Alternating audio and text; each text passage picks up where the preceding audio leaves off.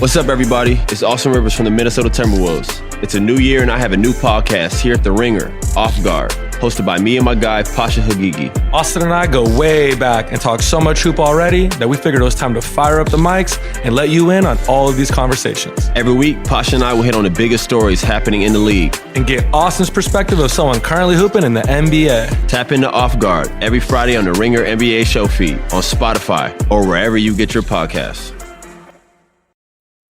This episode is brought to you by Anytime Fitness. We may talk a whole lot about sports, but when it comes to keeping fit ourselves, there's definitely room for improvement. I hit this point early July. I was just like, I am not in good enough shape. I started trying to walk at least 15,000 steps a day, or hiking, or just anything to keep my legs moving. Now it's the end of 2023. I feel great. I had a physical 3 weeks ago, and the guy was like, "You're doing great. You're doing better than you were 3 years ago." I felt great.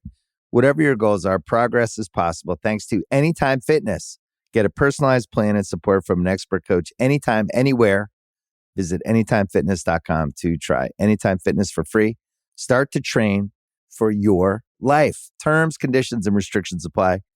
See website for details. This episode is brought to you by Read, Write, Own, Building the Next Era of the Internet, a new book from entrepreneur and startup investor Chris Dixon. If you're listening to this podcast, you know what it's like to be part of a community of fans. You value the people who play, perform, and create for everyone. Well, what if there are more ways to support them, more ways to be a fan? And what if you had even more ways to connect with the teams, artists, and other creators that you love? Even though creators make the internet valuable, how much value do they get for their work? Well, that's mostly up to a few big tech companies. Shouldn't creators get more from the platforms they make successful? More value, but also more say, more control, more ownership? Read, Write, Own explores an alternative future for the internet, one that reclaims control for creators, fans, listeners, and gamers, the people who not only use the internet, but make it useful. Read, Write, Own imagines an internet built by us for us. So order your copy of the book today or learn more at readwriteown.com. I need support staff to clear the room. Stand up and walk now. Hello and welcome to The Watch. My name is Chris Ryan. I am an editor at TheRinger.com, and joining me in the studio, my number one Bloys boy, it's Andy Greenwald! I thought you were going to say you were the brave and I was the bold. Oh yeah, we could have done that too. Andy, it's a beautiful Thursday in Los Angeles. We're here in the studio with producer Kaya, and we're about to be joined by among the most special guests we've ever had. I think so. We're going to be joined by Casey Bloys, who is the CEO and chairman of HBO and HBO Max content.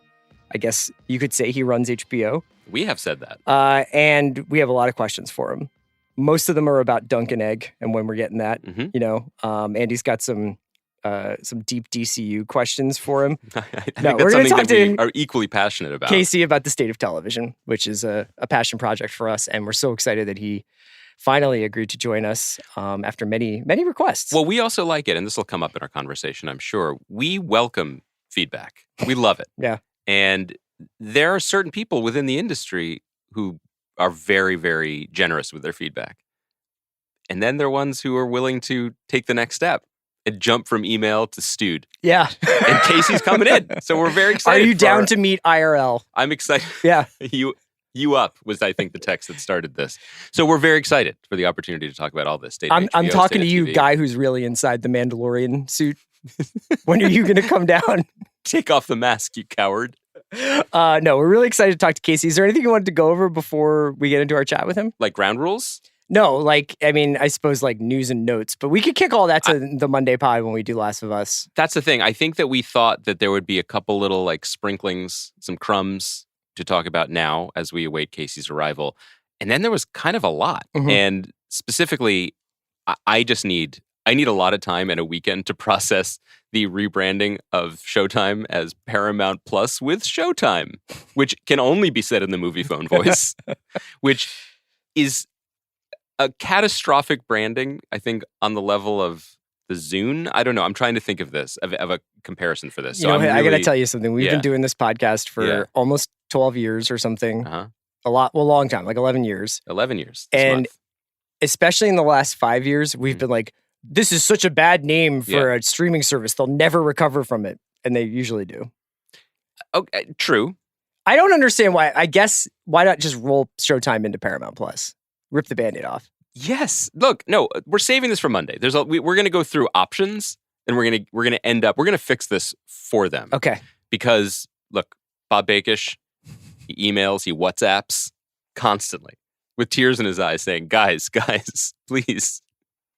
No, we've never heard from that Bob, or any Bob really, but we'll talk about that on Monday. And then also, Big Jim Gunn opened up the bag. Yeah.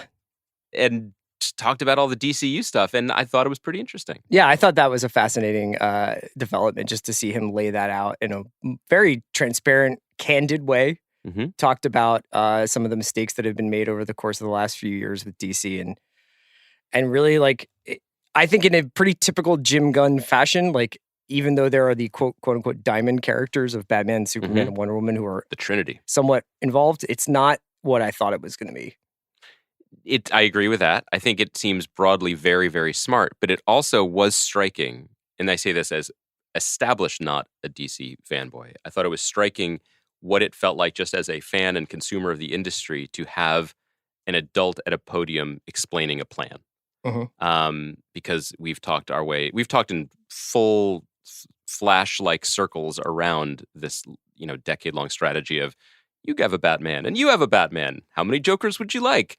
In ways that it made sense as a non-Marvel strategy and got Oscar nominations, but also in ways that it just was very bizarre and seemed increasingly chaotic. And to have someone up there being like, this is what we're doing. These are the stories that are connected. These are the ones that aren't.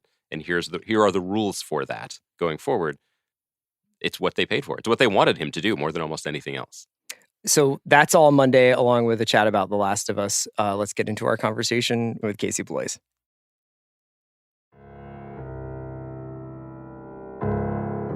We're so honored. I'm honored to be here. Thank you for having me. Casey Bloys is here. We're going to talk about everything HBO and everything, sort of the state of TV. Mm-hmm. You don't do a ton of State of the Union stuff. Some of your contemporaries, John Landgraf, does kind of a State of the Union address. You sort of shy away from that. In general, I tend to like the work to speak for itself, and nobody needs to hear my opinion. But as you guys know, I am a fan of this podcast, and if I may give you some compliments before we start, one of the reasons why I like it is I feel that you guys talk about television as fans, even when you sometimes mistakenly don't like one of our shows. I don't remember when that's ever happened. No, but you still talk about it in a way that is constructive and not snarky, and kind of understanding what a creator may have been going for but didn't achieve or whatever. And I think that is somewhat rare, and I appreciate it. So I think your analyses are really good sometimes on shows that I have developed. Yes. You will talk about shows, I think I've told you this, you'll talk about shows in a way where I'm like, okay, yeah, that's what we were going for, like for sure. Thematically, you know, it's about this, and I'll go, yeah, okay, all right. But I mean, the way you talk about it, the way you analyze it, I very much appreciate. So I like listening to it. As I said, regardless of whether you like the show or not, I like hearing the analysis. So we appreciate it, and we appreciate your role as ombudsman of the podcast. Yes. Which we get the feedback when we like the shows, and we get the feedback when we don't like the shows, which is also welcome. Casey, I think for our listeners who have heard your name mentioned a lot on this podcast and know who you are broadly speaking, it would be kind of interesting, and honestly, it would be interesting for the both of us. What do you do? Like, what's your garden variety day as chairman CEO? So, I would say, generally speaking, it's about 50% creative, and I'll get into what that means, and then 50% business, to kind of be very general about it. But the creative part of it is literally just me. I will start my day calling Franny, who's our head of drama, Amy, who's the head of comedy, Sarah Aubrey, who's the head of Max Originals, Nina Rodenstein, who's in New York, who does our late night and talk shows and specials, and Nancy and Lisa. And I will call them, say, what's going on? What are we dealing with? I spend a lot of time with Franny, because that's where a lot of our money gets spent. The dramas tend to be very big, and so we're usually dealing with a lot. And a lot of times, it's problem solving. When it comes to me, I'm basically all of those people. I'm trying to help them solve problems. So we'll troubleshoot. They'll say, "What would you do in this situation?" We'll kind of talk it out, basically. So I also still read scripts. Not all scripts, but I still read scripts. I still watch cuts and talk about with the various teams, what did you guys think? What did I think? So that's the creative aspect of it. I can't at this point, like when I was head of comedy, I would read scripts. I would read them again. I would think about it. I would do notes, write notes, and really think deeply about it. At this point, I can read a script and kind of say, top line, here's what I thought. But I always tell everybody, just take it with a grain of salt because I have not been able to read deeply, depending on the show. So that's the creative aspect of it. The other half of it is kind of the business, the finance, budget, the kind of mechanics, I guess, if you will, of streaming, the data, the marketing, the kind of everything that goes with that. So creative and business. And it's been interesting. I was an economics major, and then I've been a creative executive for so long, I have not really used that side of my brain for a while. So, and it's been interesting, especially since kind of overseeing Max. And also when I got the head of HBO job, there's a lot more finance and that goes with that. So, using that half of my brain has been interesting. Sometimes I will say, just explain that to me again. Right. I have to kind of slow down and like I'm speaking another language. Just explain it to me. Like I kind of get it, but I don't get it. So just, so it's been interesting thinking in those two ways. When I have a question on both sides of that, both sides of your morning. So on the creative side of it, that's the whole day. That's the whole day. Yeah. I thought then lunch is 3 hours long. It's basically two cocktails. Thing, during the creative conversations, is there something with the things that come across your transom? Do you feel like they are generally problems that are bubbling up in order that have to be problems to reach you, or are there things that because of your roots on that side of the ball within the company where they say, well, Casey's got a good read on this. Casey has experience. I would say like story mechanics kind of thing? I would say both. One of the things, I would say in the creative side of it, one of the things that I think is important in my job is if you're in the drama group or the comedy group or the docs group, you're busy working on your individual shows as you should be. But one of the things that I started doing, I guess I've been in this job 8 years, 7 years. I don't even remember. 2016 is when I got promoted. One of the things I think was really important that I didn't necessarily have the benefit of, and I find very helpful, and I think it's partly something that a leader should do is I have grids all the time, grids of 23, 24, 25, 26 with, we lay out what we think we have, what we think is coming down, what we think might be good, what we think, we're constantly updating it. This isn't real. This could be real. Let's take this seriously. Let's get rid of this one. It didn't come out. So that's kind of a constantly evolving thing. Everybody kind of makes fun of my grids because they're on my desk. I'm always looking at them. I'm always thinking about them. But I think part of what I need to do for them is if you're working on a show, you need to know how that fits into the larger slate. I'm very into thinking about this as a slate, not just individual shows. So I'll try to have people focus on that with me. So, with the drama group, besides talking about like what's going on in individual shows, we'll take some time to say, here's what the next few years are looking like. What do we think? What do we have? What do we not have? And I think that's kind of on me to make everybody think about the slate, think about the future, because they are, focused on the shows, right? And so that brings up a lot of creative, if we're thinking about like what 25 is going to look like, when are we getting the script? How real is it? How do you feel about it? Another thing that happens is, a script will come in much more promising than we had thought, or, and then it's like, well, we need to take that seriously. So another question is, or if a package comes in, if you want to do that one, what are we knocking out? Yeah. So those conversations I think are really healthy. I think they're very helpful. so we do a lot of that kind of what are the next few years going to look like. So that part is a constant. There's a constant sense of anxiety, about because you're dealing with unknowns, you're dealing with the future. Who knows? We were just talking about with the drama group. We were just talking about 2025, and we're like, oh God, what do we? What's going to be there? And I said, I think we do this every year. Everything's going to be terrible. What are we going to do? So maybe some anxiety is helpful. I don't know.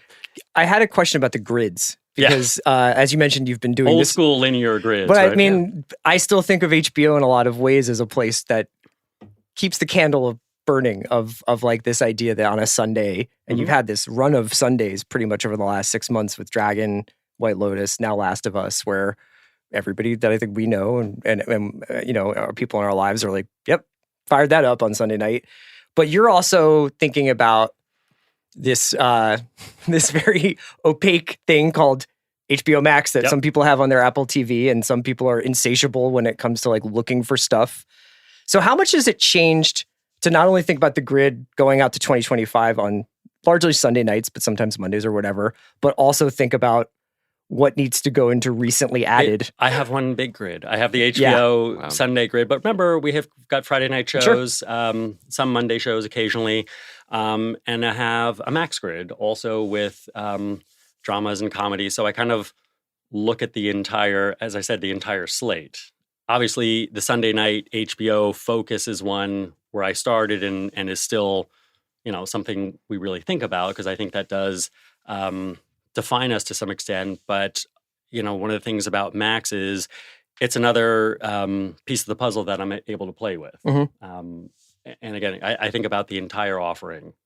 So I drive everybody crazy with my slates and, what options do we have and what is it looking like? So I think we both have a lot of questions about the role that streaming has played in your job and in your day-to-day and how that's changed, because you referred to getting the big chair in 2016, but I believe you've been at the company since 2004. Is that right? Yeah. So you've seen a lot of changes. Yeah. But before we get into the more recent changes, I did want to touch on something you just alluded to, which is that you still believe in a certain old school, that there's value in this idea of HBO, I mean, quite frankly, meaning something. And this is something that we've been talking about. You've probably heard us do this almost abstractly, that there is brand recognition and there's value in being the place where these shows are curated or chosen or part of a larger chain of shows. And that's something that I think we've started to lose in streaming. Can you talk about what that means to you, especially as you are the steward of that brand in a very changed marketplace? I actually think it's, especially in streaming and especially in a crowded marketplace, having worked at HBO for so long, remember HBO is a subscription business, started as a subscription business. So we've been asking people to pay for HBO for 50 years. Yeah. So one of the things we kind of in our DNA think about is this worth it? And that you can answer that a lot of different ways. Does it feel special? Does it push the envelope in some way? Have you not seen it before? Is it, is the scope cinematic? And the answer can be all of that, some of that, but we're constantly asking that. And I think the other thing where it's helpful, specifically with the HBO brand, is when you're developing, I don't think any of us take lightly that we've built, when I say we, I mean HBO, we've built this brand that means something. So if you put something out, people will say, well, it's HBO, I'm going to check it out. That's not something you can take lightly or go, well, let's see how it goes. We really think about it. You don't want to let viewers down. Now, that doesn't mean every show we put out is going to be for you, but the hope is at least you could see why someone wanted to try it, And so when you're developing and thinking about the future, that is a muscle that we have been exercising for a long time, thinking what makes it special, what makes it different, what makes it stand out. So if you've got something to shoot for, if you've got a brand and it means something and you're constantly trying to shoot for that like a North Star, I think that can be helpful when you're developing. But I think on the flip side of that, so I think we're speaking about what the value of the brand in the audience's mind. And I think that it does still matter a lot. And as Chris was saying, people tune in to see what you've got on Sunday nights. That's a tradition like no other. What does it mean inside the building? Meaning in terms of a development process that may have some vestigial bones of people who greenlit The Sopranos, who, is the decision making similar in your mind to the one you entered into? Yes, I will say, even through, when we were doing HBO Go or Now and through streaming and everything, I am a believer that a good show is a good show is a good show. I don't try to ask writers to think about, well, if this is going to be on streaming, let's think about it this way. It's hard enough to do a good show, so I would rather that the writer just think about what's a good show. And part of this is informed by, before I got to HBO, I worked, one of my first jobs, I was an assistant at CBS, and they used to make, in the half hour in the sitcoms, they used to make, I can't remember, maybe it was 3-act breaks or 4-act, something crazy. Yeah. And they would make them write out to each act break. So that was forcing a writer to do something to fit what were essentially commercial needs, to keep people coming back was the idea. And I always just thought that was a really kind of a dumb thing to do. And in the time I've been at HBO, I don't think we've ever discussed what the release pattern was going to be, or, what would this look like if someone kind of stored up all the episodes and watched them all at once, or if they did it weekly. I just go back to a good show is a good show is a good show, and it'll find the audience. But there's also a trust element in that as well. And I don't want to put words in your mouth, but I have a recollection of you saying this to us once, not in front of microphones, about that you will give the note, and you give it with intention, and you give it because it's your opinion about something, but that the writer... Oh yeah, that is the deal. That is the deal that I feel we make when you come to HBO or Max. Part of what I'm trying to do at Max is, basically any. This is my development philosophy, regardless. And I also informed by working at a network where I would see notes on a sitcom about, I didn't like the color of the paint in the living room, so they would repaint. I mean, just a waste of time and energy.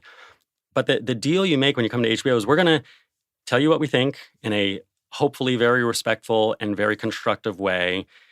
And you may agree, you may disagree, we can talk about it. Ultimately, it's up to them. And there's been many times when we come to a place where a writer says, I don't agree, this is what I'm going to do. It's their show. And that's what we have to you have to be comfortable with that. And I would say ultimately, I've done it enough now that I've seen 50% of the time we're right to push, 50% of the time they're right to say, that doesn't make sense. Do you have a favorite example of one time you were wrong? Probably more than I probably remember more of the times I was right. You can say one of those too. No. It's I'll tell you one recently, and I think Craig would not mind me telling you this because, I think he's talked about it on podcasts.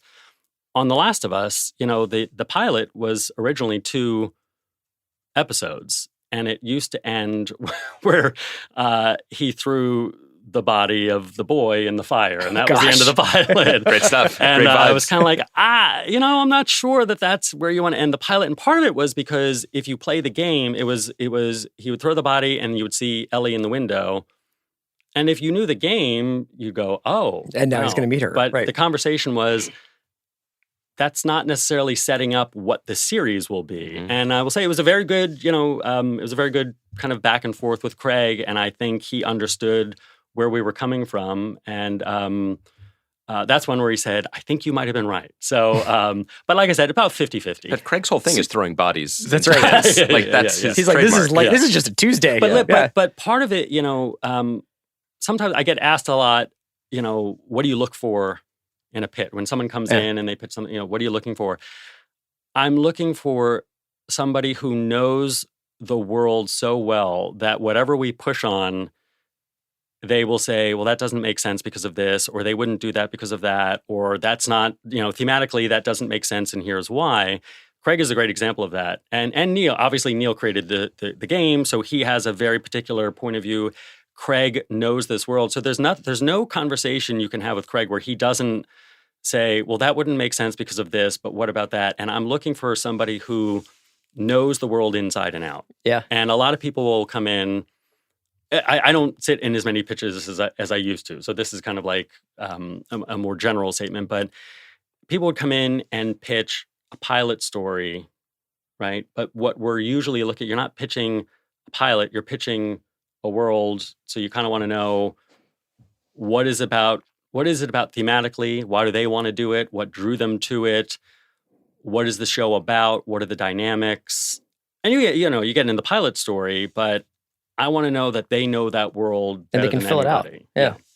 Yeah. You brought up The Last of Us, and I thought maybe this would be a way to pitch a sort of grand theory of where HBO and television is at, and we can kind of break into a larger discussion. Okay, Well, this is news to all of us.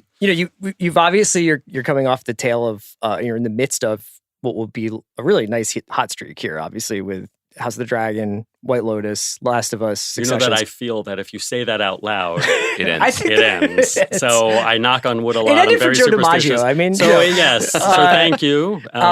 This is the beginning of the end. So let's have fun.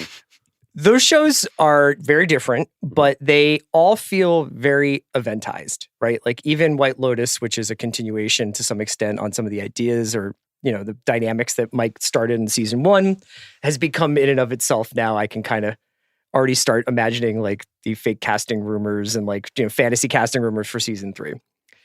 I was curious whether you felt like these 3 shows leading into Succession, which is going into its 4th season, signal a sea change at all. Maybe not for HBO, but for TV in general, where the most successful shows, or perhaps the shows that really get greenlit, are these big events, somewhat limited series.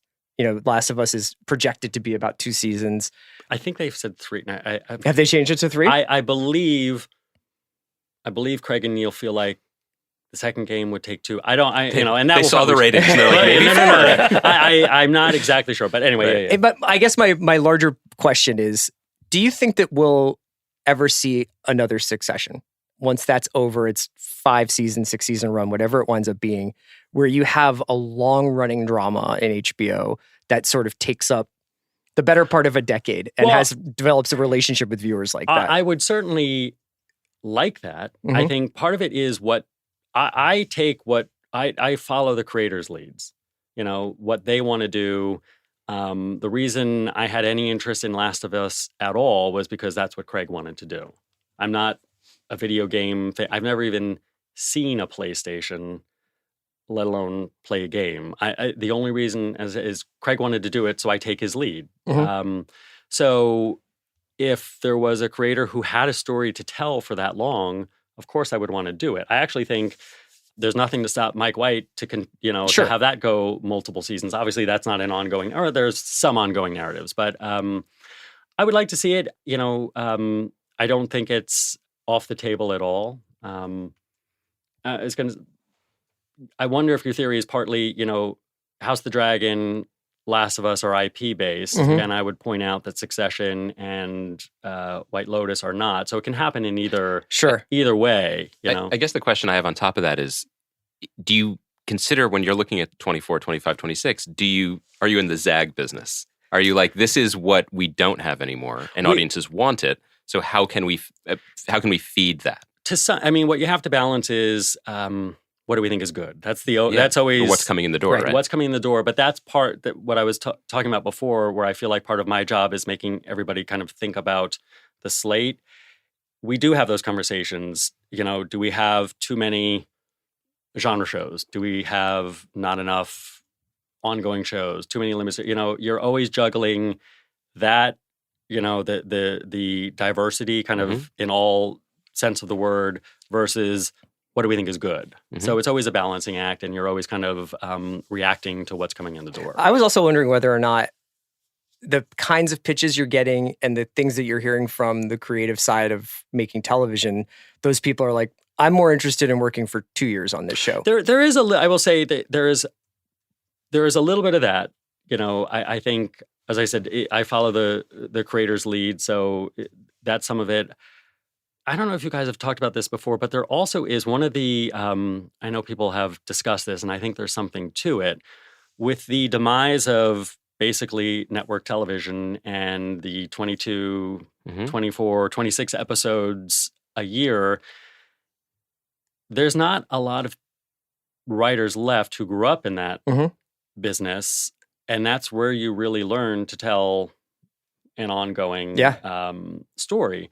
One of the reasons that's gone, that is one of the, I mean, we were doing that kind of before because HBO's business needs, we were selling subscriptions as opposed to advertising. And so part of the reason why you needed 24 episodes was, you were selling ads. And so, this is now a response that there are so many shows, there's some sense that, 8 to 10 episodes are easier for viewers to kind of get into and not commit to an entire season. But also it is, I think, a lot of writers haven't grown up in that system and don't know how to do it. I think certainly for episode or series length, but I do think, to Chris's point, like I always find it very interesting that Succession is now cleaning up at the Emmys every year as it deserves to. I mean, I think it probably is the best show on TV. But I also feel like when the voters look at the list of potential drama nominees, they're like, "That's a show. That's my stories. Those are my people." Yeah, and they get into hijinks and they get shenanigans and who's going to win, and then it comes back. Yeah, and I think that relationship is still really valuable and certainly was historically important to the building of HBO's brand. Absolutely. Yeah. And we got to get back to it. let's do it. Well, I've just added a season to Last of Us. That's right. Should we get Craig in here? He's waiting outside. So I did want to get into some of the... We have some specific questions about Last of Us and about some of the other shows that we've mentioned already, but I did want to get into some of the business stuff. So pretend this is your afternoon. You've just come back from lunch. Yes. Again, a 15-minute salad. A rollicking afternoon with Ivy, and now here you are. So you've been through some corporate changes in the last few years. HBO Max as a original business was originally... HBO Max's business in original content was when it was started was not under your purview. And I... in terms of the way we covered it on the podcast, we felt there was some confusion in terms of, I don't want to use the word dilution of the brand, but what belongs to what. Right. And it ended up with a circumstance that we've talked about as well, where absolute like elite tier shows like Station 11 and Hacks, to me, those are HBO shows. They happen to be on HBO Max. They live on the same streaming service. When Max was put under your control, what were your thoughts about the potential confusion and what it ought to be going forward? Well, I think part of the confusion was, first, let me say, I kind of feel very fortunate to end up with Station 11 and Hacks. So regardless of brand confusion, whatever, it's always a good thing to have, high quality shows. And, both those shows did well at the Emmys. Hacks continues to do well at the Emmys. So I'm not complaining. But I think part of the confusion was because the Max originals were not under the purview of someone from HBO, I think you had some kind of basically HBO adjacent, people who hadn't worked at HBO and maybe wanted to do shows like that. The point of having HBO as a part of a streaming service, but part of a larger streaming service, and we can get into the cable bundle and its demise and what that all means.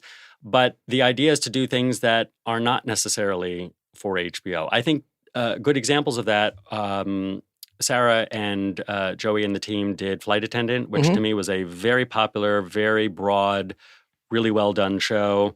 Peacemaker, which we did with James and Peter, had a great experience with them. HBO's, I guess Watchmen was in the DC universe. So it was not necessarily what I think of as a DC show. So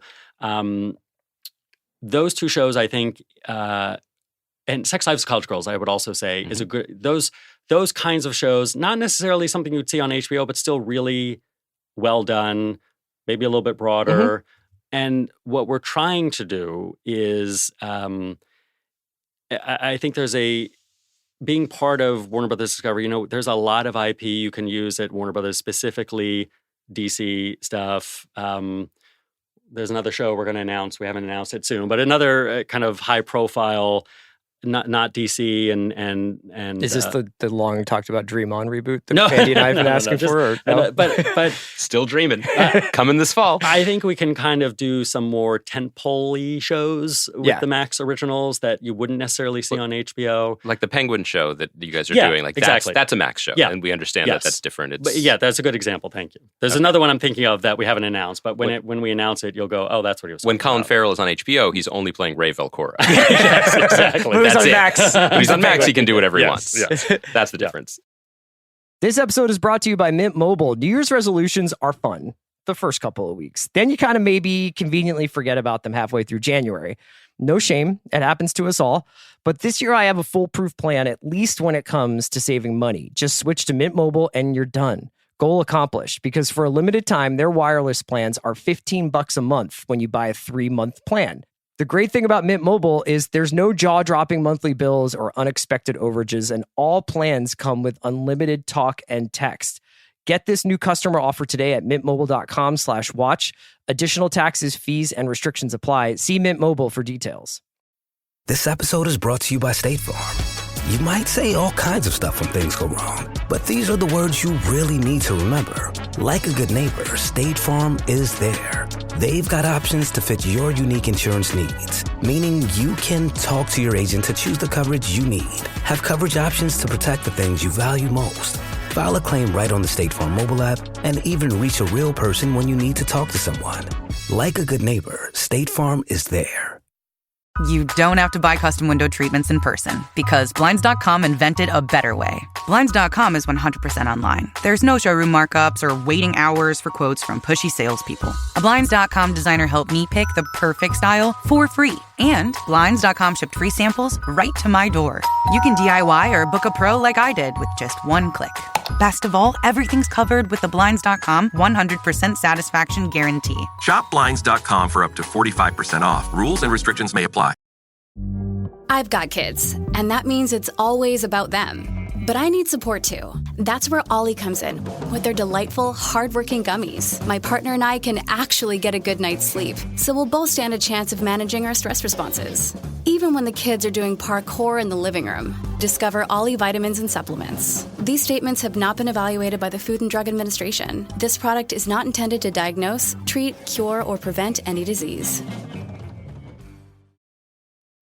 Okay, so that was one of the big changes. The other big change in the last year was the Discovery merger or sale.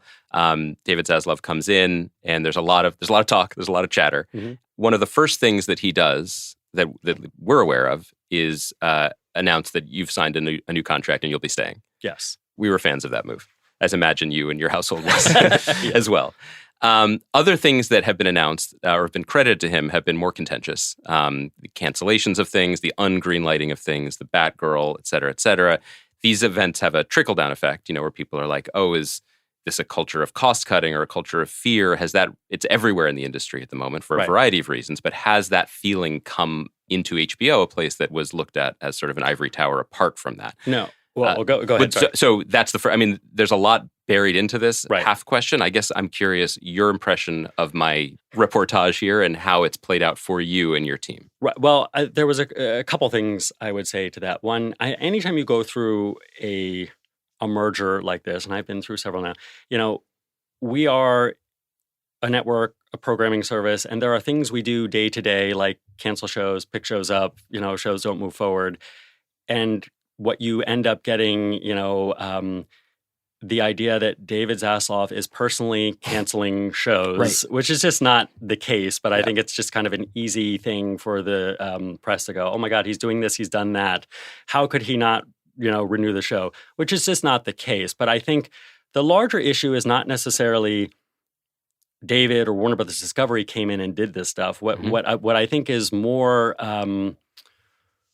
at the heart of this is, I don't know what you guys referred to, the Netflix correction or the great streaming, whatever it is, but that kind of that Wall Street event where all of a sudden, I think they lost subscribers, the subscribers were flat, whatever it was, that was really the seismic shift. Mm-hmm. Because for 10 years before that, it was Wall Street cheering on streaming saying, this is the future, this is the future. Doesn't matter if you make money. Grow, this grow. is the future. Yeah. Go. And when we talk about disruption, That's what the villains say in movies. Yes, yeah, It's yeah. kind of amazing. And if you kind of live through the 99-2000.com bubble, it was the same exact thing that the internet was going to change our society, and it did. But there was a lot of Just 8 years later. yeah, exactly. There was a lot of like, don't worry about making money, just go, and we'll figure it out. Eventually, the bill comes due. And as that's you're speaking, I'm realizing the HBO Max show you're not announcing is the Pets.com puppet. Cosmo.com delivery guy. Incredible. Sorry. By the way, I remember my moment for that. Yeah. You just remind me. I remember being at dinner. It must have been, I don't know, 99 or 2000. Being at dinner with a friend who worked in Silicon Valley. And I remember she said, the stock is going public tomorrow. It was like a stock. Bingo.com. And I was like, what is this? Like, what do we do? So the bill always comes due. Yeah. And the bill for streaming came due, where it was like, okay, we get that it's the future. We get that it's, the cable bundle is in decline and streaming seems to be the way a lot of people, especially younger people, want to watch TV, and there's a lot of benefits to it. But how are we going to make money doing this? Mm-hmm. And that's what you're seeing going on, not just in our company, but across the board, is what is the right amount of spending, which is basically the right amount of programming to bring subscribers in, to keep them engaged. One of the biggest things you deal with, the biggest difference between cable bundle versus streaming is it's much easier to cancel a streaming service. When you had the cable bundle, I never watch ESPN. You do. We watch enough for you. You watch it. I'm paying for it. You're paying for yes. my HGTV or whatever I'm watching. And that worked. So you're not going to cancel your cable bundle because you're happy with your thing. I'm happy with my thing. Mm-hmm. Great. When that goes away, if someone is not using their streaming service, it's very easy to cancel. You don't have to call, you don't have to call whoever, whatever cable company. And that dynamic, that churn is really, really problematic. And that's a big reason why it's hard to make money in streaming, because you're constantly battling that. And so what in order to keep people engaged, that was the phase where it's like more programming, keep them engaged, don't let them cancel. But that's spending a lot of money. Yeah. So now everybody's trying to figure out, like, okay, well, if you spend less, will they stay engaged or not? And that's why everybody talks about consolidation. How many streaming services can there be? All of that is happening now. Well, does that and we're in the impact middle your of it. grids? Like, does that impact, like, you don't want to leave people? It doesn't impact my HBO grid. Because there's a certain amount of programming that we're going to do regardless. And, one of the first, David clearly is a big fan of HBO and what we do. And I don't think anybody has any interest in screwing that up. But where it does affect is what's the right amount of programming, what's the right amount of extra programming, meaning the library stuff that we have on HBO Max and the originals. Yeah. And that, what's the right amount of spending? Everybody's asking that, including, I think, Netflix and, how do they make money? They have a huge advantage because they are 10 years ahead of everybody else, that first mover advantage, whatever. A lot of consumers will think of them like a utility. Yeah, we've talked about that before. So and not to say, there is competition, and I think they're feeling that, but they have a huge advantage. So the race right now is to be, I need Netflix and what's the other one? X. Or the other two? And that's what's going on right now. But what has become much more complicated now is it's all of those companies didn't have, while they were trying to be Netflix or number 2, number 3, didn't have to worry about, and you also got to show a profit in a relatively new business. Now you got to do that. And so that's what you're seeing across the board. That and unfortunately, the first part of the boom was great because it was like more shows, which is great for creators.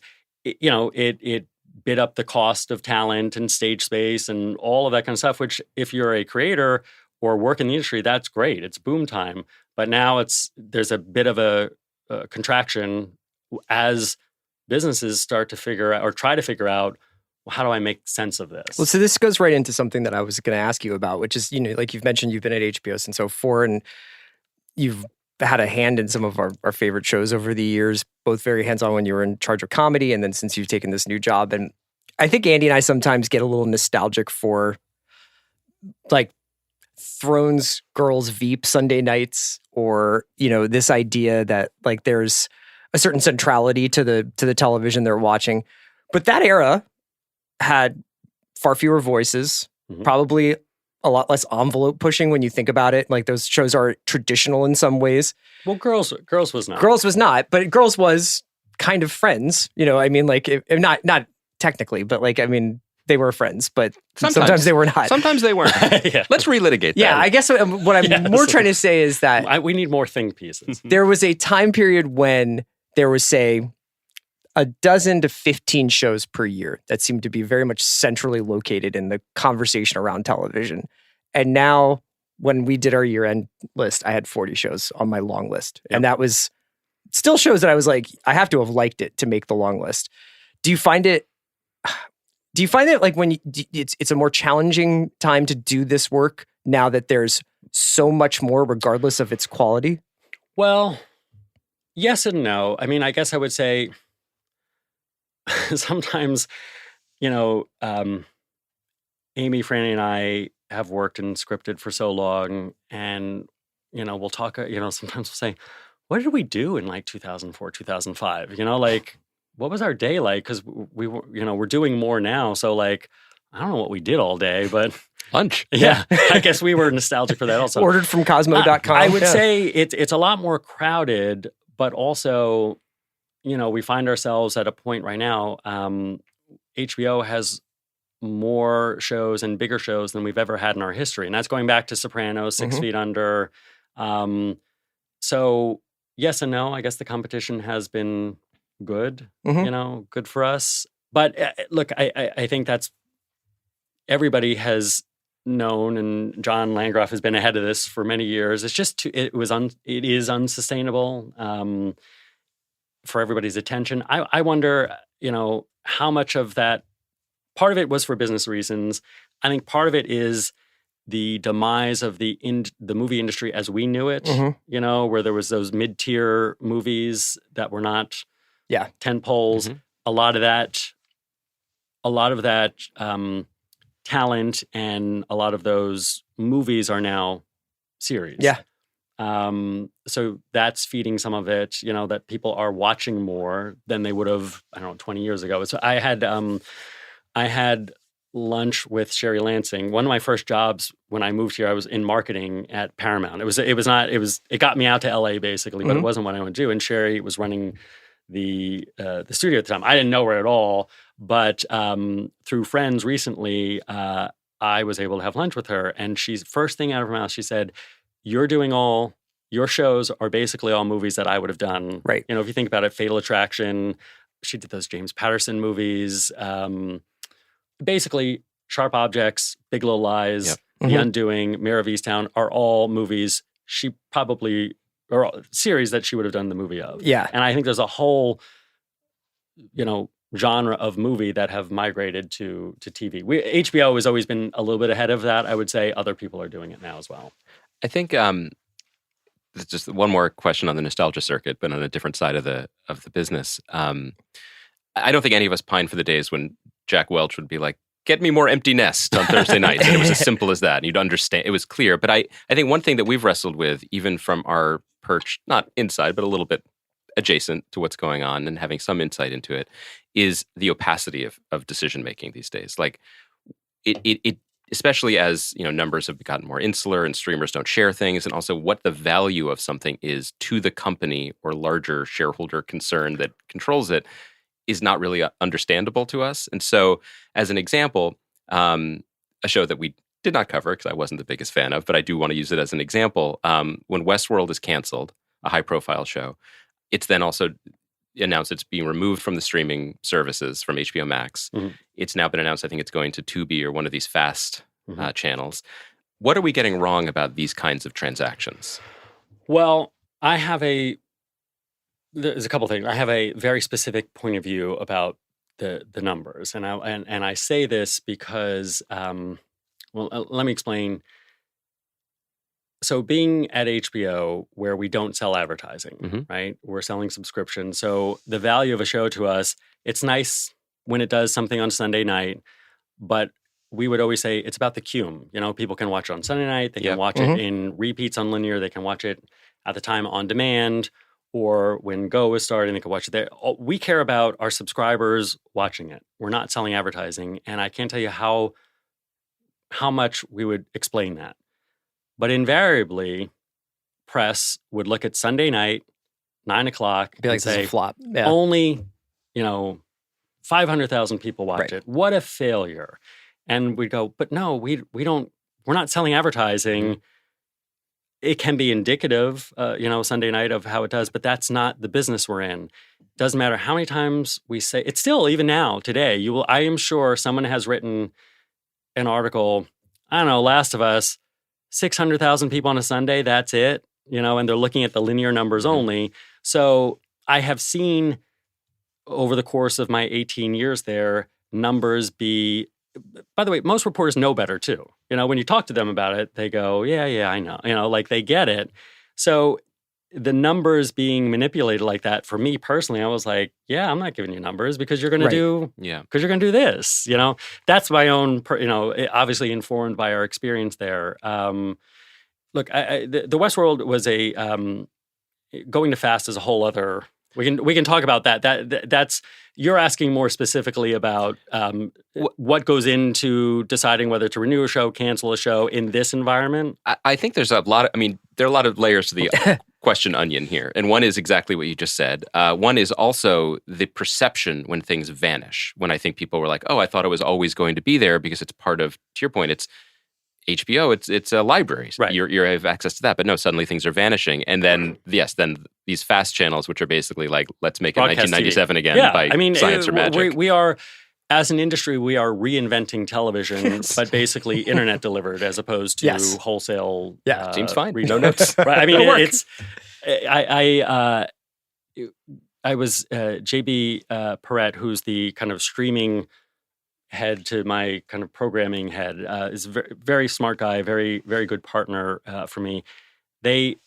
These Wall Street analysts come in, they do like van tour, they come in and they meet all the studios and everything. Sometimes they trot me out, I think, as the programming guy to talk about whatever. I always ask them, by the way, I'm like, do you all watch Industry? Because that's what I imagine your life is like. But one of them said to me, well, how do you feel about, your content being monetized elsewhere, to your point? And I was like, well, that is what we used to call syndication. Yeah. Like it's Sex not, and the City was on E, yeah. It wasn't just with Sopranos, Entourage, Curb we tried. Yeah. Oh yeah.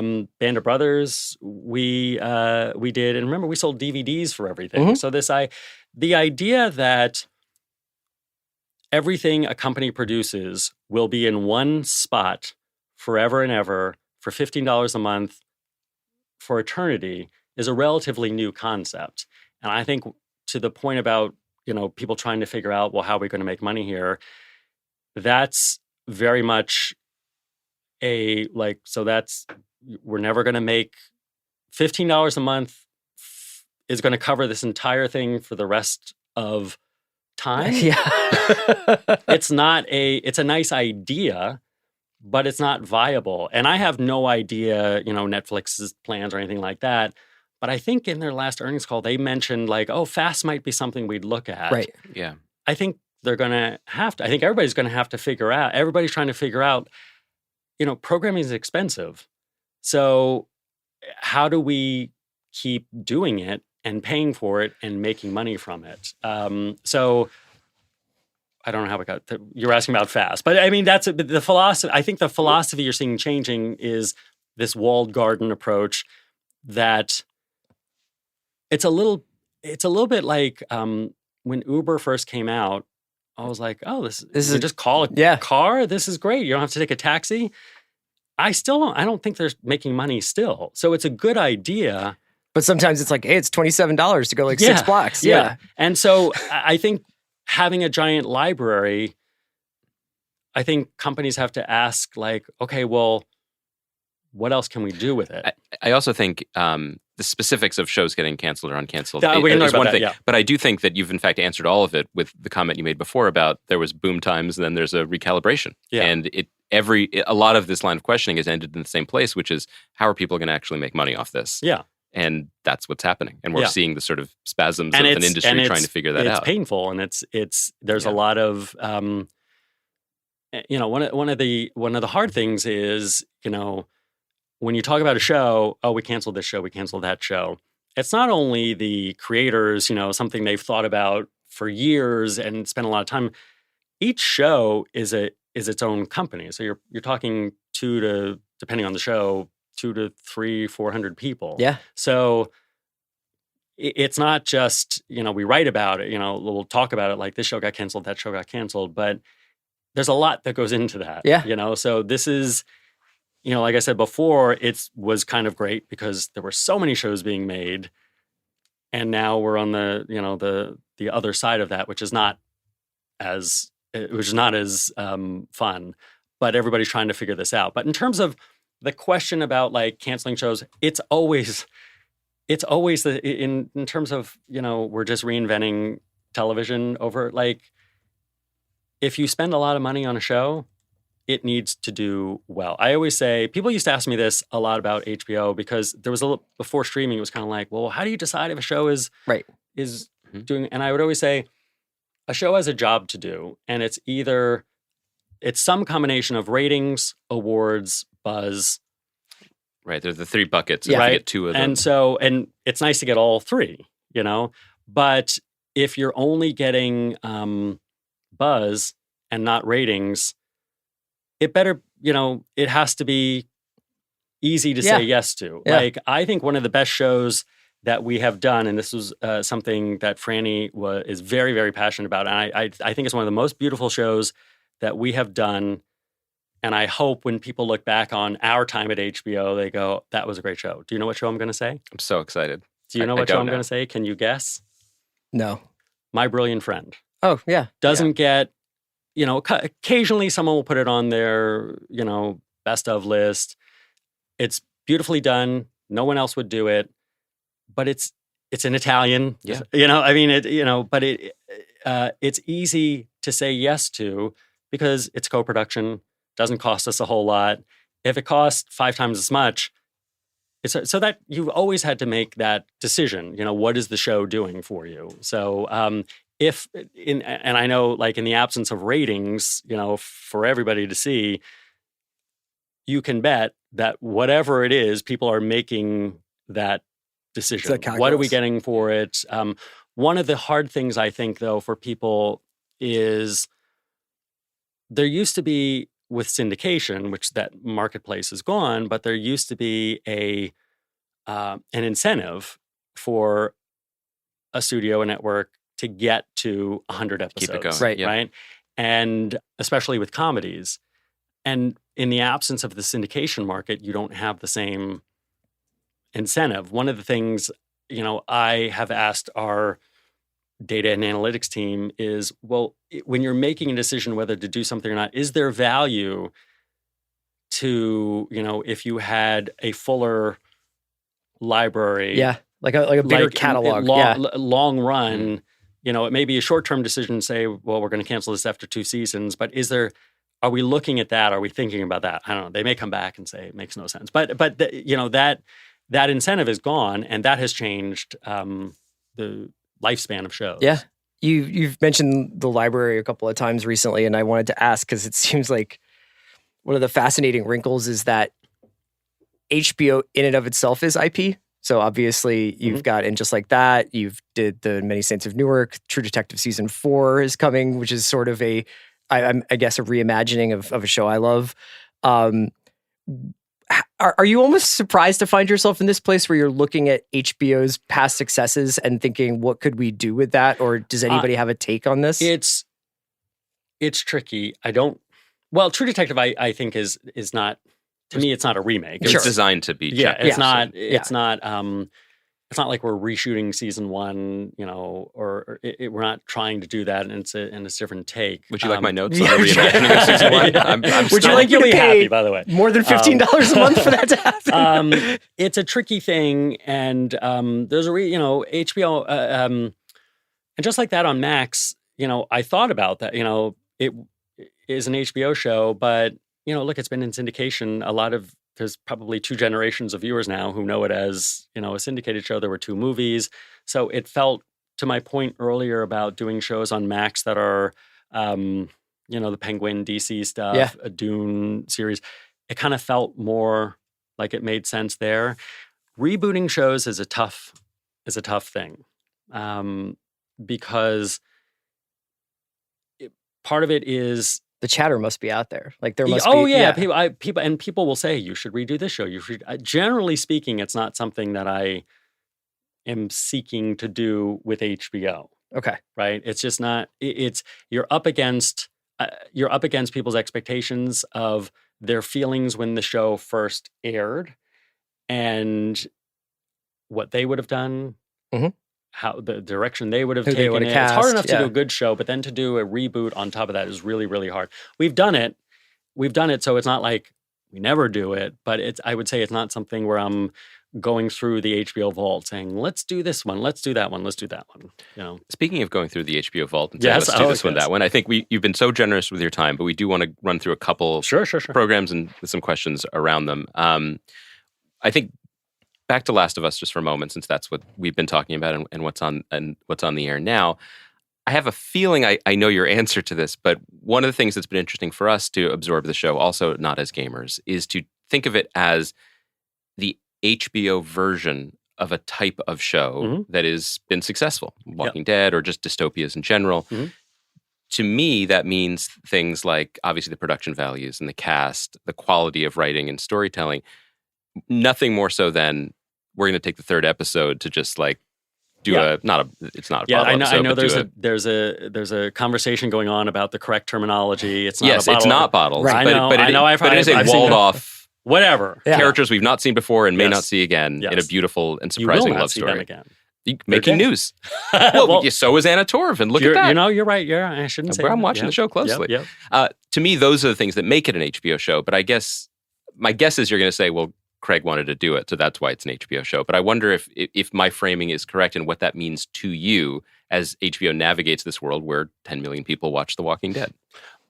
You are absolutely right. It's because I guess inherent in the answer is that's what Craig wanted to do, is part of what makes an HBO show, in that I would never go to him and say, our research shows that people who watch The Walking Dead liked X, Y, or Z, or my experience, smarter, or my experience at CBS, where it was like right to the act break or whatever. Right. I would never do that, and part of the reason why I think Craig is so talented, and we had a great experience with him on Chernobyl, is he thinks in a elevated way. So I guess the trick to HBO is it's always been following the creator's lead and letting them kind of do what they want to do with, hopefully smart and constructive feedback. But there seems like there's no better example of that at the moment than White Lotus, which,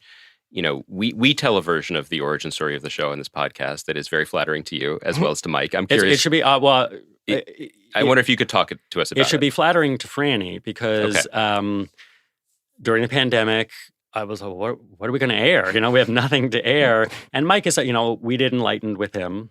And we've talked to him over the years about other things. So he's always somebody that we think about, talk about. And Franny called him and said, I don't know, you have any ideas for, we're just, Sam was doing the Euphoria. The mini episode, like the are they bottles? I don't know. They were like Christmas specials, kind of, right? They came out at the end. So we were kind of like in that mode, like what could we do? We did In Treatment, because it was 2 people in a room. And so Franny called Mike and said, I don't know, you got any ideas? And he had this idea. He always had some idea about a newlywed couple, but I guess he had the idea that we would take over a hotel and it would be all self-contained.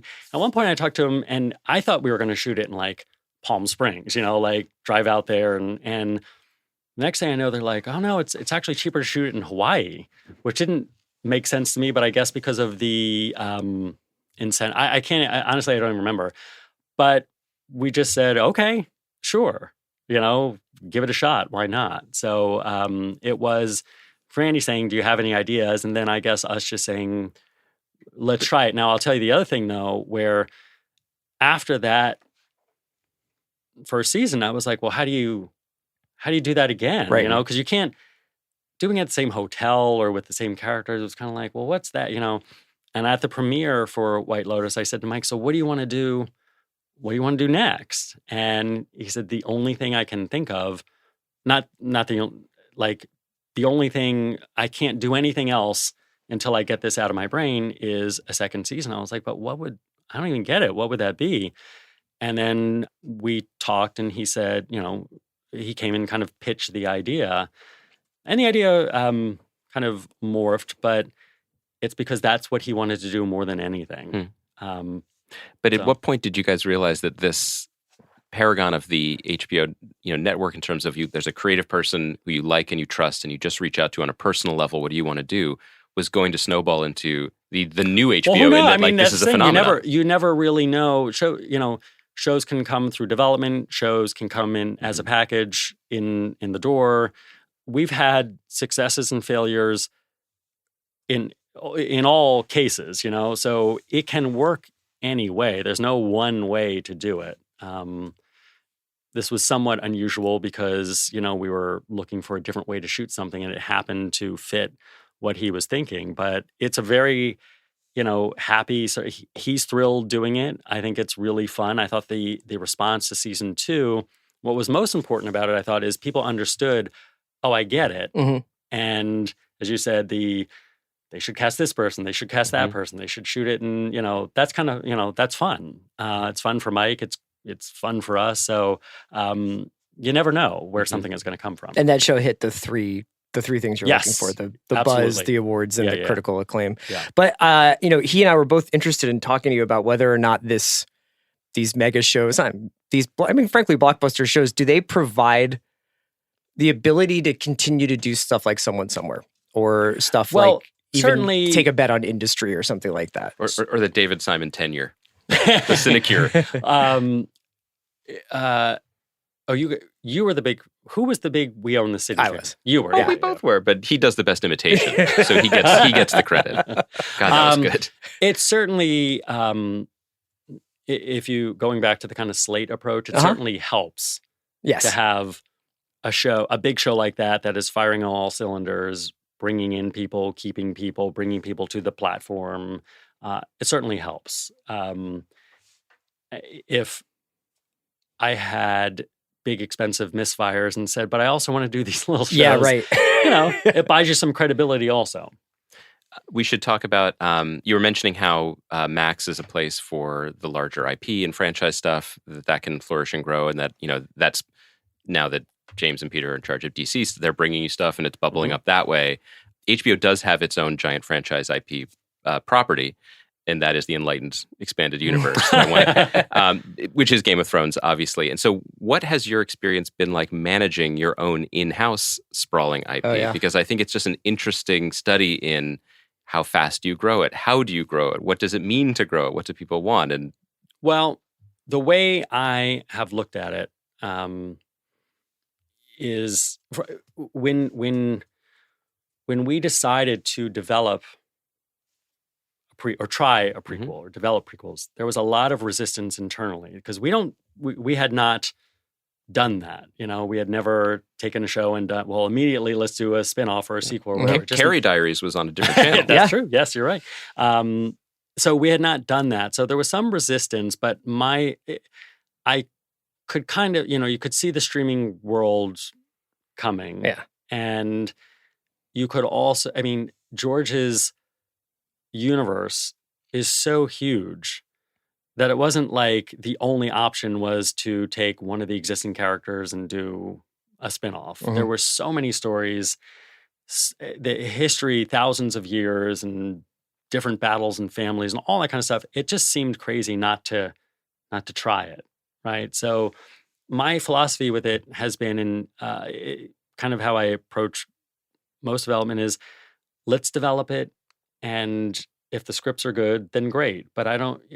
For me, it doesn't make sense to say, well, we're going to have, 2 Game of Thrones prequel series You per could do that. year. And there is a way. There's a world. Well, in you which could, that. but it would be to me, it's the wrong way to develop, because if you're like, well, shit, we got to get one done for this year, I think it gives you a way to compromise. It allows you to compromise and say, well, close enough. We got to do it. And I think for the team to not feel that pressure, and for all of us to just say, is this good? Do we like it? Without the pressure of, an air date or, something like that. That to me has felt like the right way to do it. Not a factory. Right. It is gracious of you to be here, considering the way you reacted to our Flea Bottom, the series pitch, which we've been pestering you about for years. So we're just going to take it to Tubi. It's all right. There's interest. It's a very fast pitch. I feel like the House of the Dragon thing, and we're not going to relitigate our opinions about the show, but no, I agree with Sam. Although you can. I agree with Sam. He was in that same chair. Yes. We put you in that same chair. Very wise man. It's weird the way you liked an HBO show. That was that was off brand.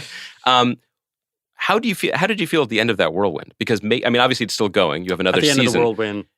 Prepping, producing, shooting that show, and then having that experience of putting it out there, expectations, ratings, descent. I'll tell you, it seems like it was a different gear. For me, for Franny, for everybody who worked on the show, that was several years of anxiety. Yeah. Right? Because of the expectations, living up to, the flagship, all that kind of stuff, just constant anxiety. So the number one feeling when it came out, when it did well, when most people besides you appreciated it,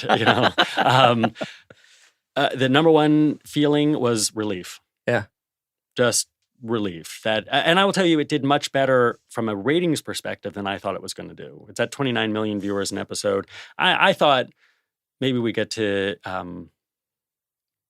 between 15 and 20 because, I think a lot of people make the assumption that Game of Thrones did well, so this will do well. And that is, you can never make that assumption about a prequel. I think that's the mistake a lot of people make. You kind of have to earn it. So I was very pleasantly surprised by that, the reaction to it. So it was relief. It was relief. Last couple things. Yeah, sure.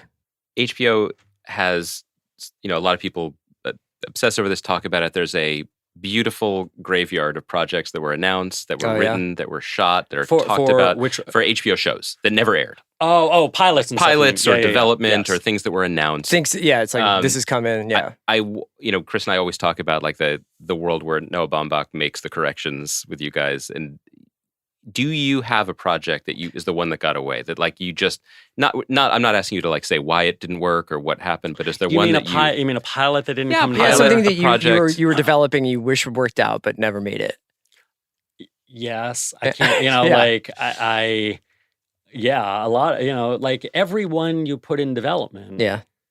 Generally speaking, you're not putting it in development as a bet. As a dare. It's just kind of like you think there's potential. Sometimes you just want to work with a writer to see, do they have something? And a lot of times, we'll develop something with somebody, that one doesn't go, but then we'll say, well, what about this or what about that? So that's part of the life cycle as well. But a lot of them, don't. Well, I'm hard pressed to think of one. Pick a favorite. Deceased. I'll rephrase or a variation of Andy's question. Is there an HBO show in recent memory or even really during your entire tenure that didn't get the attention that you felt like it deserved, that if you could leave our listeners with one thing would be like, check this out? Well, I already said My Brilliant Friend, right? My Brilliant Friend, I truly think is one of the most special shows we've made, and that's in the history of HBO. I don't know that anybody else would do a show about the very complicated female friendship from age 5 through, I forget how old they are when we end, 40s or 50s, nobody's going to do that, and it's beautiful. It's beautifully acted, written, directed. Some of the other ones that maybe didn't get the ratings, whatever, you all know about, like Enlightened was a very special show, obviously. I'm sure those are the ones that I. So last thing before we let you go, because this has been the tenor of our conversations on this podcast for a while, and it was sort of the backbeat of what we just talked about on a more granular level. But are you optimistic about the industry at this moment? It just does feel like there's a lot of, not among viewers, because viewers still have wonderful choices and a list of 40 best shows of the year to debate. And 75 recurring monthly subscriptions. Yes, exactly. To stay on top of. But, these sort of cracks in the economic piece of it, or, the story, the looming strikes that may happen, or people feeling like, things are getting red lighted instead of green lighted. From your position, in your perspective, in your history in the industry, do you feel optimistic? Yes, I will say, you think about I'll say the history of television. Broadcast television may not be what it was. Cable television kind of took over. Maybe streaming is taking over. But regardless of the model, wholesale or direct consumer, or the delivery method or whatever, there is always a market for good shows. And by good, people watch TV for a lot of different reasons. Someone who watches Last of Us and wants something from that may watch, a rerun of Friends for a very different reason. So television has a lot of jobs to do. That's not going away. So as this is all kind of a business problem, that will get worked out. There will be a lot of pain and, unpleasant times like we've just gone through as you try to figure it out. But I don't think there's a world where there's not, good television, a delivery system that makes sense and people can get paid and make money. I guess one thing you can say about the entertainment industry, we'll always figure out a way to make money. It's so they're going to figure it out. So that's the one thing I'm sure of. It's going to take, this has been, streaming is still a relatively new business. So it is going to take time. But I am optimistic that we'll figure it out. We're optimistic. You renewed industry. Yeah. So really, all of our gotcha questions went off the table. And I think he's renewed the watch here. Now that we know he's optimistic, it's like we'll probably keep trucking along for another 10 years. That's fantastic. So, yeah. Are you committing to 10 more years with me? Yeah. It's kind of a Frank and Bill thing. Yeah. Casey, thank you so much for being so generous with your time. Me. And thank you for making so many of the shows that we love so much. Thanks for coming on The Watch. Thank you. Thank you.